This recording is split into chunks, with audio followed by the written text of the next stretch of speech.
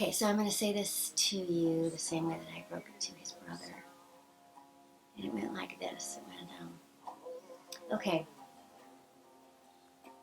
So, these are the hardest words I've ever had to say.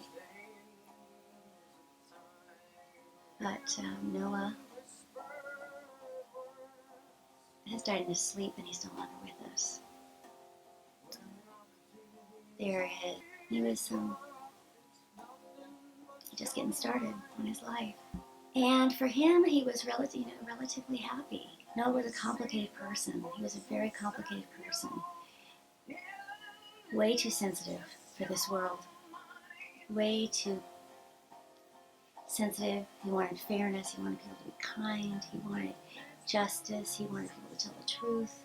And he was disappointed in people too much, too often. People close to him. Fortunately, we had, in a way, Liam and I had been prepared for this, because this, I thought this would devastate me, and at least so far, it feels like there's a protective bubble around me. It feels like I've been prepared by earlier hardships, by earlier losses. And so that goes to show that you don't always know why things are happening, why the universe or God, or whatever you call it, lets things happen. But I think that I have some comfort. I have a couple of things are comforting me right now. You don't know. You don't ever know what you can do, what you're capable of, until you're faced with it. I never would have thought. When Noah was born, and I said the same thing when Liam was born, but I looked at this little baby that I had just given birth to, and I said, dear God, please, don't let the day ever come that I have to try living on this planet without this person. I have to die first. I have to. Turns out I didn't have to. And it turns out that, and there was comfort coming from the fact that even if God had come down and said to me, no can do, you're only going to get 20 years with him. And the last 5 or 6 or 7 are going to be pretty tough. So, do you still want to do it? I just said, yeah, in a heartbeat. Because I got 13, 14 really great years, glorious years with him. And even in the last 5 or 6 or so, there have been moments. There have been times that have been really wonderful. Trips we took. He and I went to England together. We went to Costa Rica together. We had, some amazing experiences together. Good and bad. And Liam and Noah and I were extremely close. Extraordinarily close. Kind of in the way that, soldiers in a platoon are close. Because we had been, life had been a struggle for us. Our life wasn't easy. And Noah had a lot of trauma. He had a lot of trauma-related mental illness related to trauma. And as a mother, that's a really difficult thing, because there's nothing I could do to stop it. And by the time I finally was, he was nearing 18 and all that, or even before that, by the time I was able to get him, free of that, he was actually about 16, I was able to get him free of that. By then, the switch in his brain had been flipped, and that was addiction.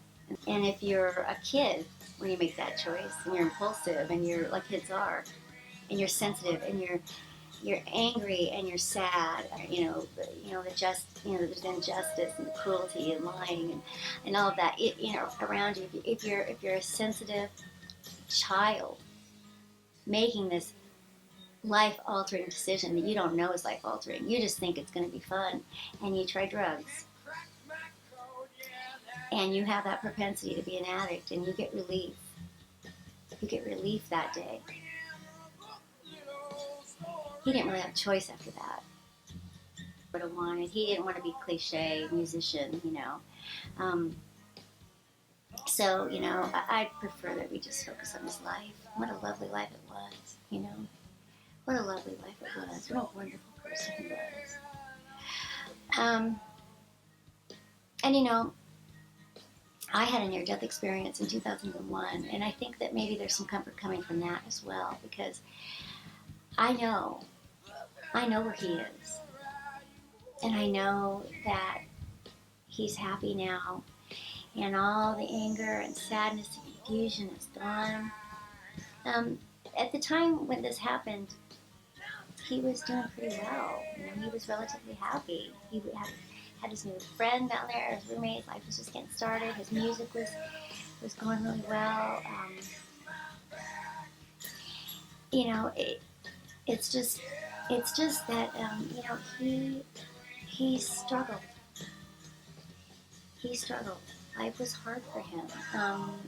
He was just like too sensitive for this world or something. He was sensitive in the way a lot of artists are sensitive. And he was an old soul, you know. A psychic actually told me that he was an old soul, but I knew it, you know. I knew it. She said he was this really old soul that was just kind of tired of being here. Just kind of, you know, tired. I could see that. I could see that he was tired.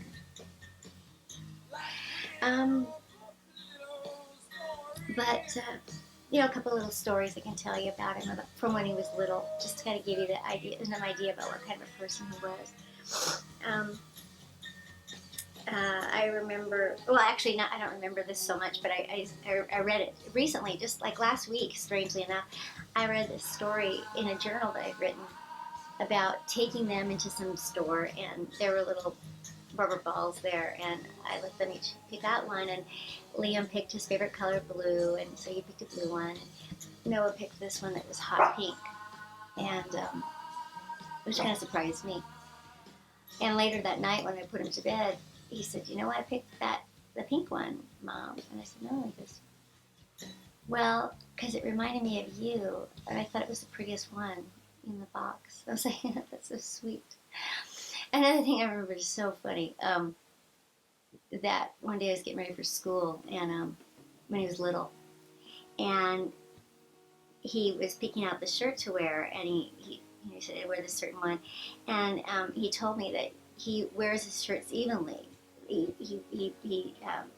wears them all evenly so that none of them feel left out, so that none of them feel like, you know, he likes one better than the other ones. And it was just kind of funny.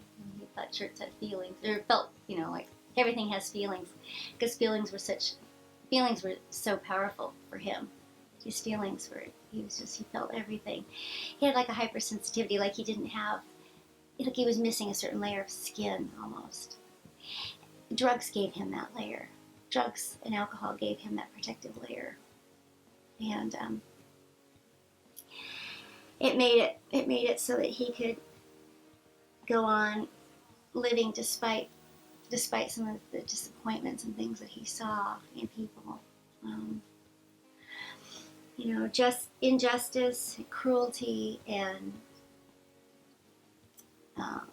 lies, lying, selfishness, things like that just really bothered him. He was really bothered by things like that. And he sang about things like that. I felt like he was going to be a songwriter like Bob Dylan. I felt like he'd sing, but also other people would sing his songs. I felt like he was such a prolific songwriter. He was a poet, just an absolute poet.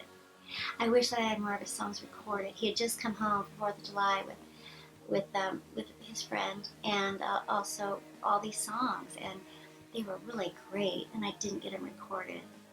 We were going to record it. We actually we have a recording that's silent. The microphone wasn't working. But we have some. We have some songs recorded. I'm going to leave you with one. I want to leave you with a song. This song he wrote for me on Mother's Day. And so I'm going to leave that with you. And for those of you that have come by to comfort Liam, come by just wanting to be around his energy, around his things, sit in his room, thank you for that. And that's fine. You can come on by and do that. And Liam would really appreciate it, I think. So I'm gonna leave you with this song, and please, let's just celebrate his life. Let's think about the wonderful person that he was, and if this can make any of you make a change in your own life, if there's a change that needs to be made, just start living like every day, like you just don't know when it might be your last. All right, Mom, listen. Yeah, I'm listening. Sit down. Okay. At the beginning, in my defenseless state, I was a 4-foot warrior to keep me safe. And she nursed me and taught me to love. In all ways, I felt taken care of. Pure love, unconditional, tenacious. She crushed the threads that opposed us.